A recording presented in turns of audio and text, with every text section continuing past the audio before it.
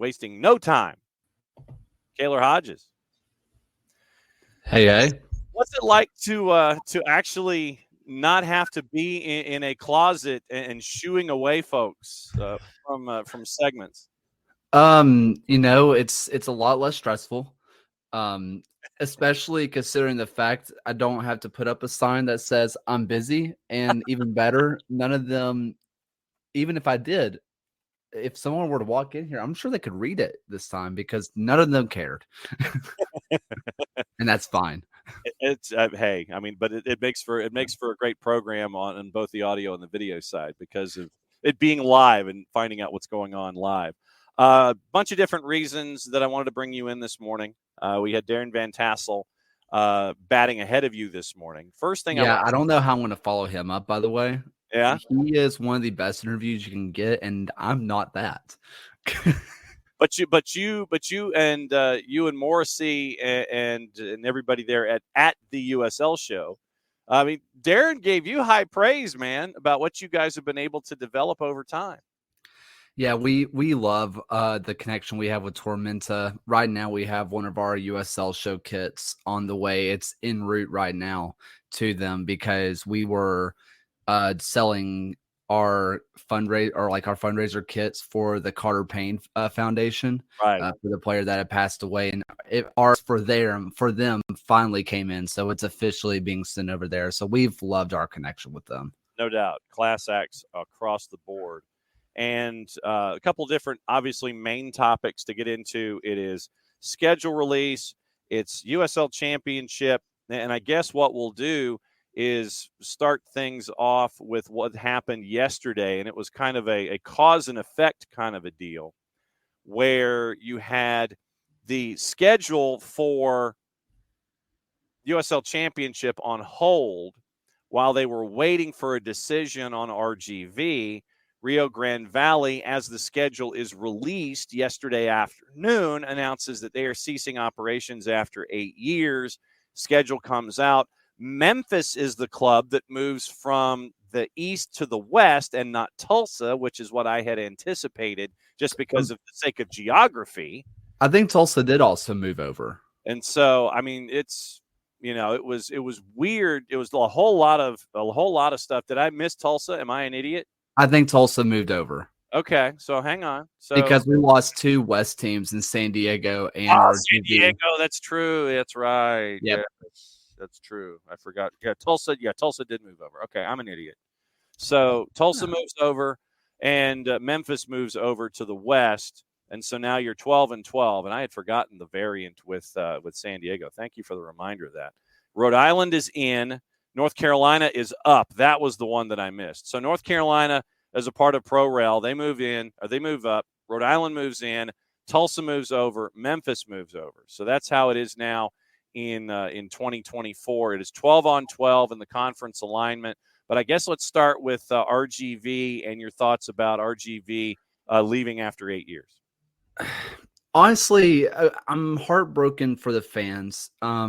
RGV fans have been some of the best to us. Also, die hard. The people who are RGV fans, they are die-hard fans. It's a place that a lot of other fans never wanted to go because they always seem to have the voodoo magic. When you go to the HEB, it's a nightmare to play in. It's such a wide area. There's voodoo magic. We would often just say RGV's at home playing a good team. The good team's going to lose. Why? We don't know. That's just how it works. But I can't help just feel frustration and borderline anger out of RGV. Mm-hmm. Because they waited to make this announcement on a pure news dump. They wanted to be hidden by the fact that everybody else had schedule announcements. And they put their social media comms person under stress because they were having to field calls, get messages on, every platform of, are we alive? Are we dead? And they just had to sit there and take it. And then on top of that, and you saw something from the USLPA, those players, even though everyone knew they were dead, everyone knew, it was the worst kept secret ever. It's been known for a long time. Those players who were on contract could not find a club in the first month of free agency because they were still under contract to a club that was still alive. So these players have lost a month of their livelihood and possible future plans. And when you're thinking about the safety of players, and safety of players is not just physical, it's not just mental, it's also straight up financial. They need jobs. This is a dream job that people have, and they need jobs. And they kept them from doing that. And it just felt very cowardly how it happened. And the fact that they hid for so long, forcing other people to take the front and just kind of crawled away in the middle of a news dump. I cannot stand it. And it also comes down to the fact that a lot of fans from down there and also people from there, Mikey Lopez, who's with Legion now, is from the Edinburgh area. Like, I think he was born there, I'm pretty sure. He's talked about how the ownership did not try to make a connection with the community. They didn't care. And it felt like they were just kind of riding some coattails, and they just thought it will work. It will work here because we're near the border and we play soccer. And they never made the effort to connect with their community. And then they slinked away in the dead of the night in a news dump. And it rubs me completely the wrong way. So when we think about the legacy of RGV outside of the last 24 hours, what would you say the legacy of the Toros are as a part of the USL Championship footprint? They've had some of the most fun moments, really. They always manage to find themselves in the playoff after being not very good. And I know that sounds very backhanded, but most of the time they are the last seed getting into the playoff or the second to last seed getting into the playoff, and then they beat someone. One of the most iconic moments for me personally in watching the USL Championship was watching Roro Lopez. And I think it was Devin Kerr. All respect to Devin and Mike. I love them with my whole heart. But as he is standing over this free kick, I think against Phoenix, they're talking about how he's over the hill, he's washed, he's too old to compete, bangs in a free kick to win the game as they are saying that. And it's one of the most iconic moments I can really remember. And those fans, when they were there, that's the one thing that sticks with me is those fans were passionate. And I know some people will say, well, they were so passionate, why didn't they come out? Forget about the ones who didn't come. Look at the ones who did. They were as passionate as they come. And I think that is the legacy, is that it was a fantastic place to see a game, beautiful facility. And it's also a bit of a legacy of what could have been. If they had truly connected with that community, it could have been one of the most special places, I think, in U.S. soccer. Harry Austin dropping by, as he always does. Legacy for RGV being the first hybrid team Houston Dynamo RGV, which I think also helps pave the way for MLS Next Pro. Could that be a market where if someone wants to take the dive, they could be a part of MLS Next Pro because of the facility that's there in Edinburgh, because of what you've said that facility is when it comes to quality and housing and everything, a franchise? Could you see someone invest in a franchise and have them be a part of MLS Next Pro? I wouldn't be. I mean, if it wasn't for the fact that the facility was just sold just recently, because that was the announcement that everybody knew that this is officially done, is that when that facility was sold. I think being a sublease, basically leasing out the stadium from another place, might deter somebody. Mm-hmm. But it also wouldn't shock me if Houston goes back in. There's a reason they put a stadium and a team there to begin with. Yep. And I know that they have Houston too now, but if they want to branch out and just say, hey, be your own team in your own place, that wouldn't shock me in the slightest. Yeah, Dynamo Dose is part of MLS Next Pro. It'll be interesting to see if they continue to have them play at Hell in a Shell, or if they do have them do a bit of a barnstorm, and they will, kind of work their way around a little bit, maybe play in Edinburgh a little bit, but we'll see. Schedules are out. Yep. And there's been instant analysis of the schedule where you've got to be in place for these 15 games to circle in the championship. And it starts off, obviously, March 9 with the newly promoted North Carolina FC back in the championship taking on Charleston. When it comes to the season in general with this group of 24, what is intriguing you about the next couple of months and getting ready for March the 9th? Honestly, I'm just so excited, and this is not even a schedule situation necessarily. I don't see, barring Las Vegas, bad matchups. There are just no bad matchups. I've gone through and I've looked through some of these, and because part of what we do on the USL show is that we go and circle certain matches that we want to predict and what we want to talk about. And I'm already looking through these, and I understand it's preseason. We're excited about everybody. But I'm looking through week after week after week. All 34 weeks have multiple amazing games. And with less teams, as heartbreaking as that is, it also means that it feels like it's going to be more competitive. And it's very exciting. Now, the 15 games that were kind of circled, you talked about starting off with newly promoted North Carolina. Those are fun. You also have I forget all the letters, but the longest rivalry ever in sports, Lou City versus Indy. Yeah, LIPA FC, the Louisville Indianapolis Proximity Association football contest, I think. I think that's it. There's a lot of letters that I remember LIPA. I remembered LIPA FC, and I was trying to process it as I was Yeah, it's that one's fun, and the fact that we're getting that one so early. That said, we don't know what Indy is. I mean, obviously Birmingham, Memphis, the big rivalry between the two is being broken up because of West and East. Yeah. So this puts a lot of weight in one place. Also think that biasly, one of the most interesting matchups comes August 31st of Rhode Island versus Birmingham, where Cano Smith takes on his former club. Yep. And I think that one's just so interesting, especially with what Rhode Island are building. Mm-hmm. I don't think I've ever been so impressed by a single offseason ever. Really? Going from nothing to having, I need a deep dive on all the rosters, but looking at what they have on their base, looks like a surefire playoff team coming from nothing is incredible. Just the signings that they've made. I mean, even if Cano is only a halfway good coach, which spending time with him, he's a lot better than that. That team's making the playoffs, and coming from nothing to that is incredible. Yep. I mean, you're seeing, I think Prince Saidi was a recent pickup. You ended up Mark Ibarra getting picked up recently. So there's a lot of names that you see cycling up through Rhode Island. Let's see. I'm trying to go and bust through the Mark Doyle from St. Patrick's Athletic.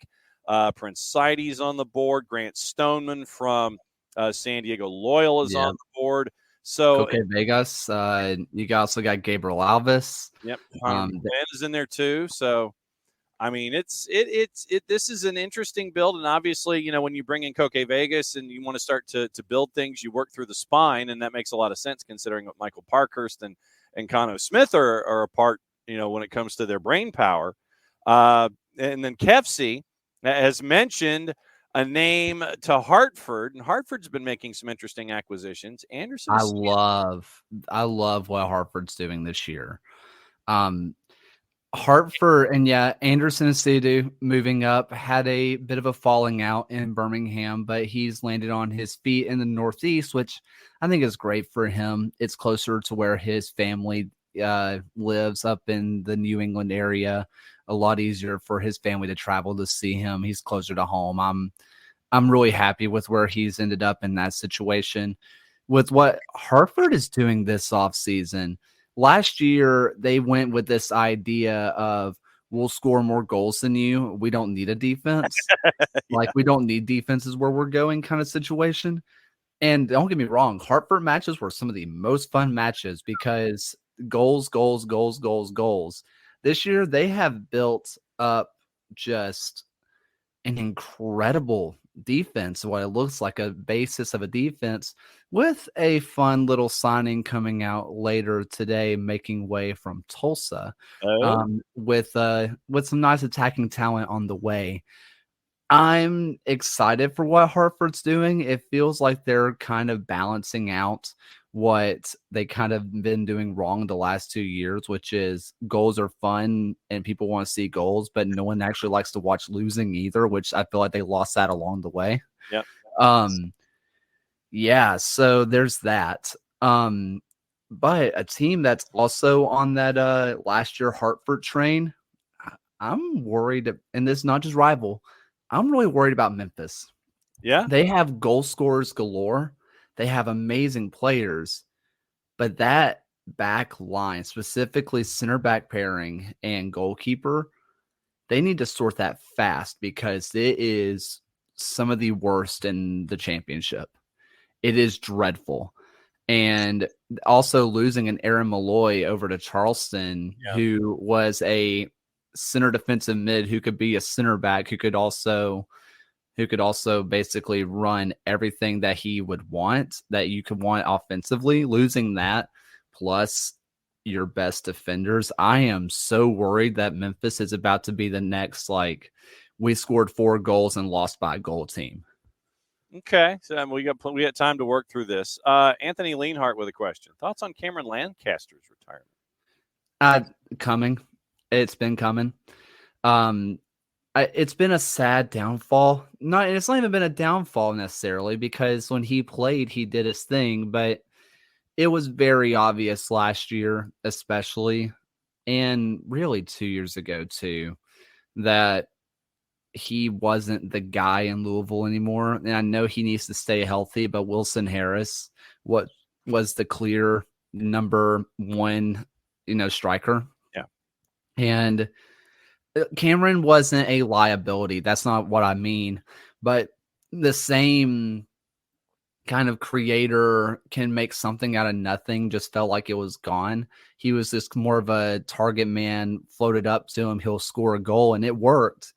But for this Lou City side, him making chances out of nothing, those days were kind of gone. And I'm glad he ended up with Lou City the whole time. It was nice. I kind of wish that he would have made the announcement sooner so he could have gotten a goodbye at Lynn family. I think that would have been amazing. But no, it's sad, but I think the writing was on the wall for a couple years now. What is it we always say, that there are 2 members of the family that are undefeated, and it's Mother Nature and Father Time? And Charleston has been hyped up this morning by a bunch of different folks. Del Schaefer saying that the Battery had the best offseason. It's been all backline almost for Charleston in the offseason. Josh Drack, Graham Smith, re-signing Leland Archer, and you mentioned Aaron Malloy. So Ben Pierman is not resting on anything. No, I have loved their offseason so far. They are building on just an absolutely amazing base that they already have. You're kind of looking for a number 9, because I don't think technically Augie Williams has re-signed, but I think they're in contract negotiations. I'm sure that's to come soon. But really, you're looking for a right back, which could be Mark Segbers, which not official yet. But I mean, you have Barajas, you have Markanich, you have Rodriguez, you have Yakaza, you have Aaron Malloy, you have Drac, you have Palma, you have Smith, you have Muse. They have a great base that I'm really believing in. And I mean, the addition of Aaron Malloy that's a game changer. They were really one defensive moment away from being champions this year. Aaron Malloy fixes that. Has there been anybody that has disappointed you with we've mentioned Memphis front loading a lot of stuff, bringing in a lot of offensive firepower. Who has concerned you by not doing anything? It's not even by not doing anything. It's the lack of what they're not doing. Yeah. And that's Indy 11. They don't have a coach. That's problematic. They're making signings without a coach. which is the riskiest thing you could do ever. And Hartford was kind of doing that this year, but also Hartford kind of knew who their coach was going to be for a long time, to be honest.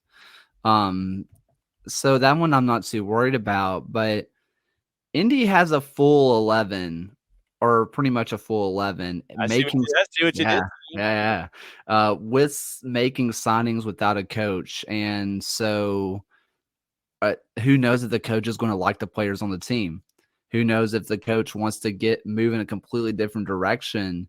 They're going to be running basically a Lowry roster without Lowry, and we've seen how that's worked in the past with El Paso. It doesn't. Mm-hmm. I'm very interested to see what's going to happen in Indy. I'm not excited for what it's going to be. Okay. What do you think? We've talked about Rhode Island. What do you think about North Carolina drifting up as another one of the new teams this year? What are you anticipating from them? As we've seen some investment. They brought in a couple of players. I think Ja'Cory Hayes was mentioned a couple of days ago, being brought in under the umbrella. But what have you seen from North Carolina FC? I'm just going to run through the names of people they've signed. Okay. Rodrigo da Costa, Paco Craig, Evan Conway, Justin Malu, Colin Martin, Jake McGuire, bringing him back, Ezra Armstrong, Ja'Cory Hayes, and Shaft Brewer. They are bringing in some of the best talents from the championship and some of the best talents from League One on top of a really good League One roster where they're maybe missing Tor Saunders and Nick Holiday out of the back line or out of that goalkeeping room. And one of them is going to come back. I'm very certain of that. This is a fantastic base. They have an incredible team on paper. They continue to make great signings after great signings, and seeing how they left from the championship with not a bang but a whimper, seeing them formally invest and say we're going for this, it's fun. This is going to be a really fun team. Da Costa up top with Anderson is it's a very interesting combination. I'd be excited to see how it works. And this is all pushing a guy like Garrett McLaughlin onto the bench. Mm-hmm. If Garrett McLaughlin is your bench player, you're having a fantastic season. Anthony back in wants to know, but thoughts on the newly revamped Lou City Riverhounds? I think it was Steel Army that posted this. Maybe it was the Mongols, but they basically said, imagine being, or if you're a new Pittsburgh fan and you're not used to the Pittsburgh ride, which is you're not used to Bob Lilly yelling at people. No, if you're not used to, we had a great season. Let's tear it all apart. Welcome to the experience. Mm-hmm. Lou City, Legion, and other teams are basically Tampa Bay are all of hey, welcome to Lily Ball. We move them out. Yeah. I'm happy with what Lou City has done. I was getting a little bit worried about their offseason, and I know it's so early, but bringing in the guys that they have, really shoring up that back line a little bit more with bringing in Arturo Ordonez. I think that helps a lot. I think that really shows that they're going back to this back three, back five formation where they were really good in the past, and I think that they are making solid steps going forward. Kaylor Hodges at Kaylor Hodges on the 280 character app, at the USL Show on the 280 character app. Man, I made a mess tearing up that piece of paper. Now I know how Pittsburgh feels piecing things together with rosters and such. Also on the seat. Now I'm gonna have to pick up after my own mess and all this kind of stuff. I can't wait. Proud of you. Yeah, Rob Krause. Charleston is Memphis 2.0. True. True. It's Memphis is becoming a sad story. That said, Jay Mims is alive. We learned this. Jay Mims is alive, and he is taking over the footballing operations, which, thank God. Jay Mims goes from being I thought the hottest coaching prospect out there to going to Memphis, which if I'm not incorrect. I think his family's from Memphis. He has family in Memphis. So him kind of getting to go home or seeing some friends, seeing family again, it's a great move. But Charleston is showing what Memphis could have had if they chose to invest. Memphis felt like they were always doing things on the cheap, always doing things on the never, basically. Like they get one piece and never built around it. Charleston is just such a look what you could have had. And honestly, having talked to Ben Pierman a few times now, lovely guy, wonderful human.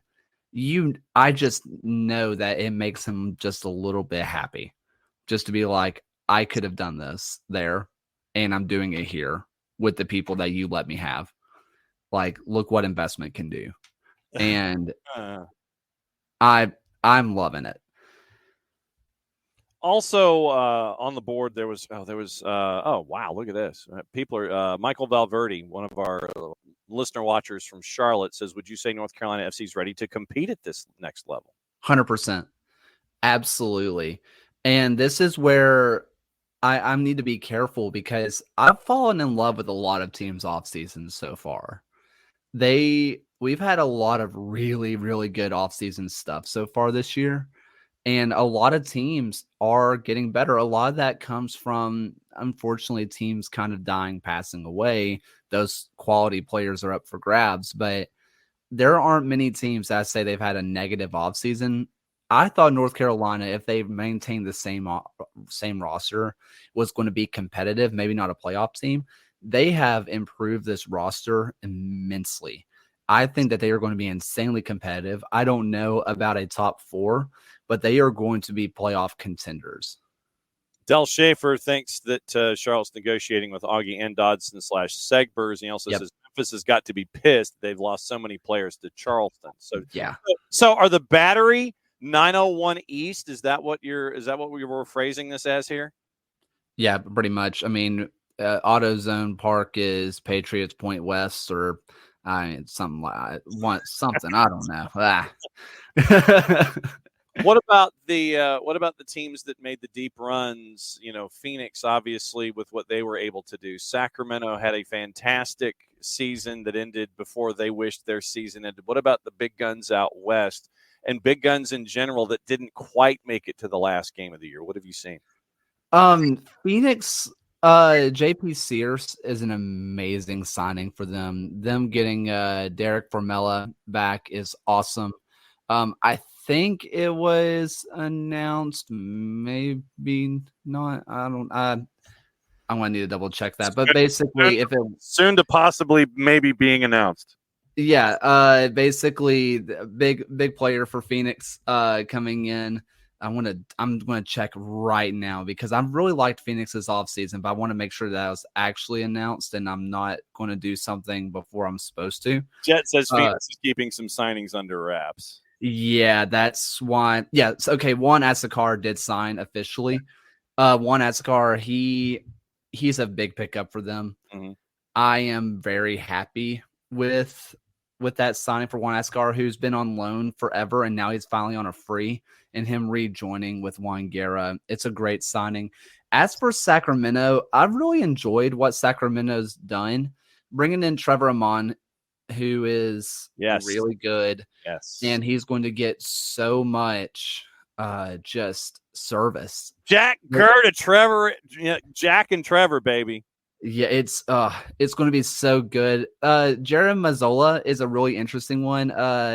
Vitiello is not old, but this definitely looks like Mazzola is going to be the number 2, maybe a future number 1. And Jonathan Ricketts from RGV is going to be really, really fun. Another team that we kind of didn't talk about, a team that I'm a little bit worried about, I suppose. Yeah. San Antonio. Okay. They've lost players, and this looks like another early season of not signing a lot immediately, which last year was almost a detriment. And it was a detriment because the way that system works, it runs players into the ground. And they early on this offseason have not replenished. And I'm worried. Okay. knowing that this is December and we still have 1, 2, 3 months before the season starts, we're going to go ahead and put some things in pencil. Del Schaefer wants preseason picks for league winner. We'll do this one at a time. Del wants preseason pick for league winner. I'll go Sacramento. Are we saying the Players Shield, Supporters Shield, or are we saying like USL Cup? USL, like the end of it all, the end of the season, last game of the year, kind of last game of the year, league winner. Okay. I'm going to say Sacramento for the Players Shield, basically. I think that they are going to be the most consistent throughout the year. I don't see as many ebbs and flows. I think for Cup, I wouldn't be shocked if Phoenix and Charleston do it again. Okay. I know that's 3 teams, but like I think that when it comes to consistency, I think Sacramento would be my choice. But if you're talking about playoff run, it's hard not to look at Phoenix and Charleston and say, why can't they do it again? Dark horse, North Carolina FC. I'm looking over teams right now for dark horse champions. Is there really a dark horse though? That's kind of what I'm looking at right now. And I think my dark horse, I'm looking at Rhode Island. Ooh, loving what they're doing. You and Dell both go Rhode Island here. Okay. I'm also looking at Pittsburgh because I understand that Pittsburgh. Are they a dark horse though? No, but yes. Okay. Like that you're going to look at the roster and say, surely Lily can't do it again. And then at the end of the season, we're going to be saying he can't keep getting away with this. And he'll just keep yelling at us. Yeah, well, he'll be yelling at me the entire time while I'm saying you can't get away with this, but whatever, shouting matches. He's still yelling anyway. He's still yelling from last season. He's just I don't doubt it. So yeah, and Dell says Pitt can't be a dark horse with Lily. All right, Golden Boot. Yeah. This one's hard because I don't know where everybody's landing. Right. I wouldn't be shocked by an Armin for Sacramento. The only thing that worries me about him is I think he's going to be splitting goals with Cicerone. Got it. So that's a bit of a worry. That's my first instinctual thought, though, because we don't know where all the other people for like Pittsburgh are going to be landing quite yet. Okay. So, yeah, I think I'm going to go Armin, but that one might end up getting split. Yeah. Ooh, I'll go. Okay. Oh, see, Trevor. Trejo's an interesting one, but we don't know where he is yet. I also wouldn't be shocked by an Armenakis. Okay. Armenakis for Phoenix. I think that. I'm going Armenakis. Final lock it in. Armenakis going to do it. Okay. I will go Kyle Murphy, Memphis 901. Yeah. I wouldn't be shocked by that, seeing Kyle Murphy get back to form. He's going to get a lot of service. He's going to be the undisputed number 9. He played well in Memphis. I wouldn't be shocked by that in the slightest. The thing that worries me with him is going to be, I know this sounds ridiculous, but we talked about the defense. Eventually, if they don't make any signings, if we're talking about right now, I think it's going to be a shootout either way. Right. Conceding goals hurts the morale and teams fall off. Like our players kind of fall off if they're not in a good mood, basically. So that worries me a little bit for the Memphis side, but come March, they're probably going to have some pretty good center backs, and none of this matters at all. But that's as of December 19th, that worries me about Kyle. That's why we're putting all this in pencil. Caps, people in Tennessee are pulling up stakes to move to North Carolina. I choose to believe they all just heard, to South Carolina. I choose to believe they all just heard the merits of the Atlantic Coast from Philip Goodrum. Robert Rankin, Lucho for Golden Boot. That Lucho, back to San Antonio is really interesting for heel turn going. Oh, absolutely. That one's really fun. I don't know about Golden Boot because I don't know where the service is coming from quite yet for San Antonio. I'm not saying it can't happen, but I'm not certain yet. Yeah, well, and for me, the main reason I picked Murphy was because of what you were discussing with Memphis 901. If everything's going to be 5-4, somebody's got to score. True. Every Very single. true. All right. So, what is the Christmas holiday going to be like for the newlywed and the boss, sir? Lots of traveling, a whole lot of traveling. So we're making way to the ATL for Christmas. So Whoop, that whoop. ought to be some fun there, and then going on a little trip for New Year's. That New Year's weekend, we've never spent Christmas or New Year's together as a couple at all. So we're like, hey, let's do something that's actually nice for ourselves. Wow. Good deal. Yeah. So please do it from an undisclosed location. What's next Yeah. for at the USL show? Lots of stuff. We have a show tonight to talk about League Cup, the US Open Cup situation stuff, RGV, all the things pretty much. Still in progress with getting some news shows out there, but we're making some good progress there, and just lots of fun goodness. Lots of taking a break from what was a crazy crazy year. There's no such thing as taking a break, sir, because as you well know, the schedule never stops and news never stops. No, the news does not stop. Just when we think, it never does. At Kaylor Hodges at the USL show on the 280 character app. Dell with one final question, and thank you for the love, Dell. Is Taylor getting a haircut over the holidays? We're not doing this again. You and Nicholas Murray can stay far away from me. See, but that's the thing. If Kaylor wants to do with as he sees fit with the main, that's up to Kaylor now.